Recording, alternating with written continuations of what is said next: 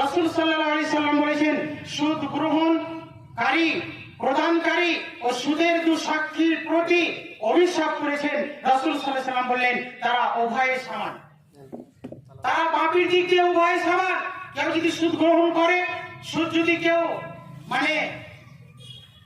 নেই আর দেই তাহলে, এবং কেউ যদি সাক্ষী দেয় তাহলে সবাই পাপের দিক দিয়ে সমান। একে বললেন রাসূল সাল্লাল্লাহু আলাইহি সাল্লাম বললেন।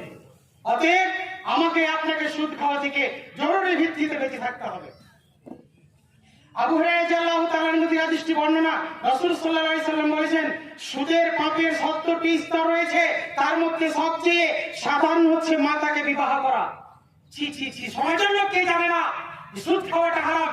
70টি গুনাহের মধ্যে পাপের মধ্যে নিম্নতর পাপ হচ্ছে নিজের মায়ের সঙ্গে জিনা করা, নিজের মায়ের সঙ্গে বিবাহ হওয়া। তাহলে সমাজের লোক আজকে জেনে